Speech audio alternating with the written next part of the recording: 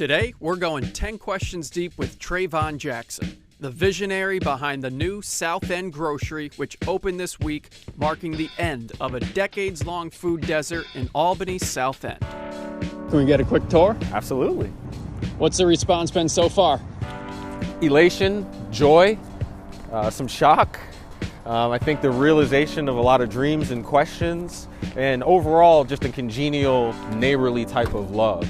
To see something that we all shared be taken care of in this way and given back, it's been impactful. That's the goal, right?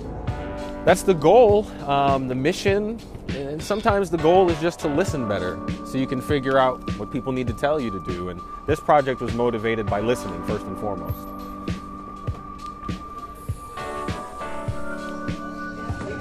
When you were listening, what'd you learn?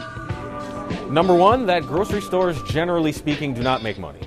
I'm sorry to disappoint you folks out there. That was the big motivator for wanting to make this a charitable venture.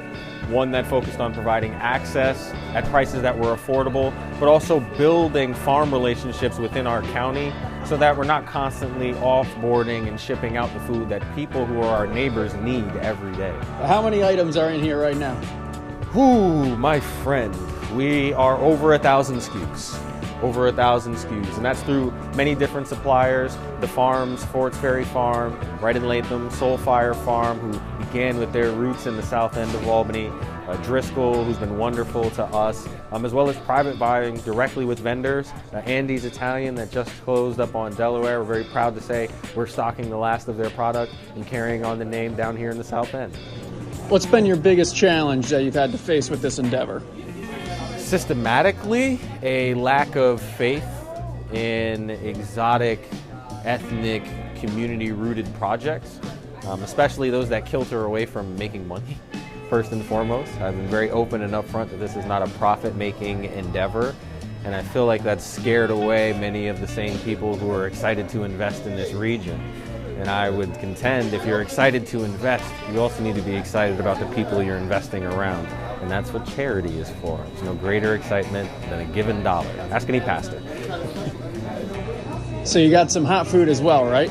Yes, hot food, specials. Today is baked ziti and barbecue chicken, but we'll be varying the menu based on feedback from the neighborhood. The goal is to have hot, accessible, ready-made meals, not only as an option and an amenity, but also for a crisis intervention. We have pre-made cold sandwiches in our cooler for a similar reason, and our hope is that people find this a much more welcoming place than McDonald's. I love to advertise that our bathrooms are open. For anyone who went to McDonald's before, there's no more magnetic button. You can just use it. Are you selling any McDonald's-inspired items here? No, but look out for the collab coming soon as their lawyers call mine. And what impact do you hope this has on the South End? Number one, before I get to hope, there is the reality that the desert is over. We are standing in a space in this neighborhood that has affordably priced food that is healthy to eat and controlled by people from this neighborhood.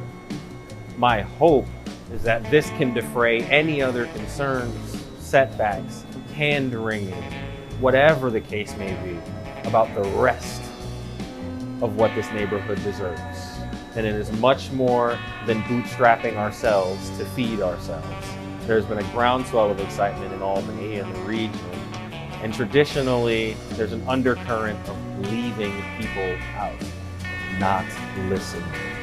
And for better or worse, for good or bad, difficult or at home resting, spending time with my family, enjoy, I'm going to listen to the people that matter and respond. 10 Questions Deep is brought to you by Martin, Harding, and Mazzotti.